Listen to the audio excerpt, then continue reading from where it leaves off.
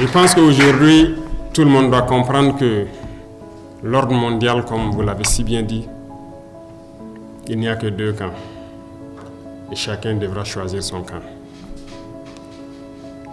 Ceux qui prétendent être neutres, soit n'ont absolument rien compris, ou ont peut-être le cerveau éteint. Il faut le dire clairement. Il n'y a pas de neutralité possible.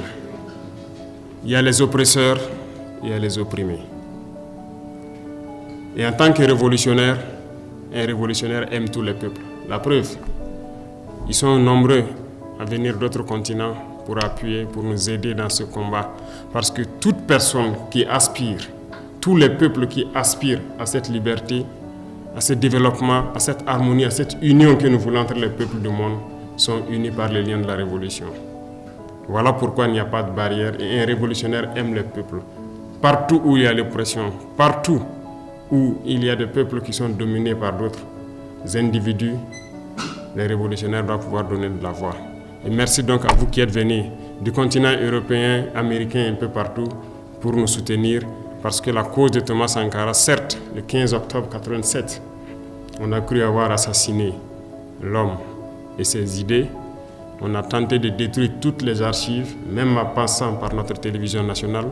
Les gens ont essayé de détruire tout ce qui pouvait exister. Ils sont témoins, vous pourrez passer à la RTB et les demander.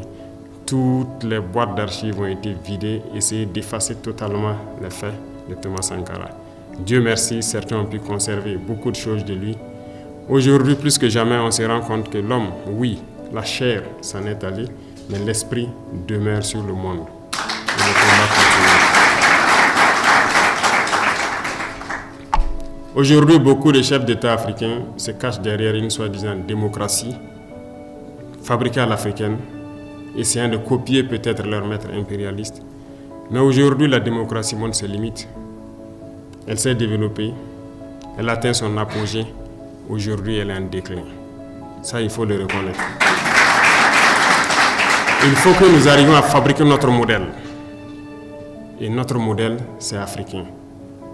Et tel qu'ils le disent, si la signification du mot démocratie est telle qu'ils le disent, c'est que c'est né en Afrique.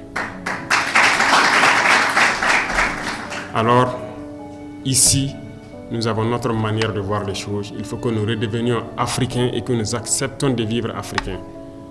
Comme disait le camarade président Thomas Sankara, c'est la seule manière de vivre libre et de vivre digne.